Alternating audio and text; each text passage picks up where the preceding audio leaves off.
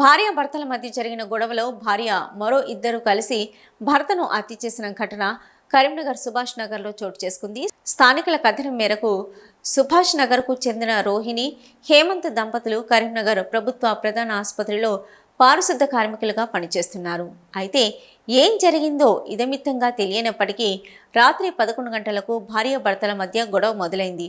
గొడవలో మరో ఇద్దరు వ్యక్తులు తలదూర్చి భార్య సహాయంతో హేమంత్ను కట్టేసి కళ్ళలో కారం పొడి చల్లి రోకల్ బండతో తలపై పోదారు.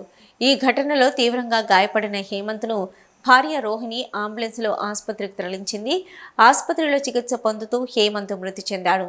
ఈ సందర్భంగా మృతుడు హేమంత్ తల్లి మీడియాతో మాట్లాడుతూ తన కొడుకుపై దాడి చేసేందుకు ఇద్దరు వ్యక్తులు ఇంటిలోకి చొరబడి తన కొడుకును కట్టేసి కళ్ళలో కారం పొడి పోసి తన కోడలు రోహిణి రోకల్ బండతో తలపై గాయపరచడంతో తన కొడుకు రక్తస్రావంతో కింద పడిపోయాడని ఆవేదన వ్యక్తం చేసింది. దాడి చేసిన రోహిణి తన భర్తను ఏమైనా చేసుకుంటానంటూ తనపై ఎదురు తిరిగి అంబులెన్స్లో ప్రభుత్వ ఆసుపత్రికి తీసుకొని వచ్చిందని చెప్తున్నారు.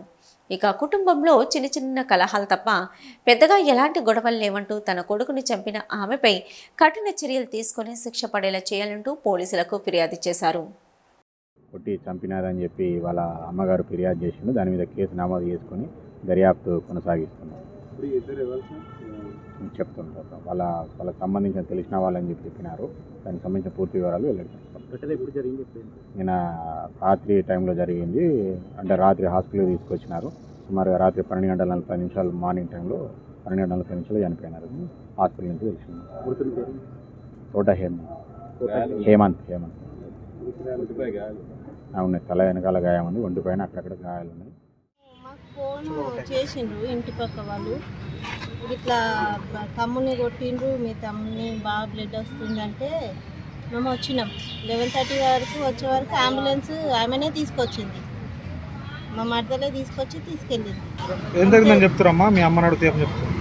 అమ్మని అడిగితే ఇవే కొట్టింది, ఆ కట్రాలతోని బండతోని దాంతో కొట్టిందని అనుకుంటున్నాం. లోకల్ బండ. అంత క్రూరంగా ఎందుకు కొట్టడానికి కారణం ఇక తెలియదు. ఇప్పటి నుండి ఉన్నదే తెలియదు సార్.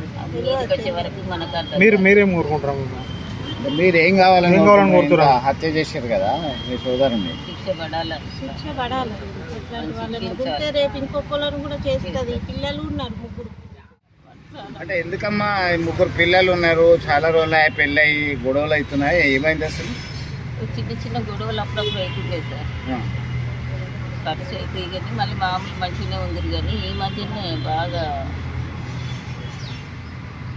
ఎంతమంది వచ్చారమ్మా వాళ్ళు? ఇద్దరు వచ్చిండ్రు.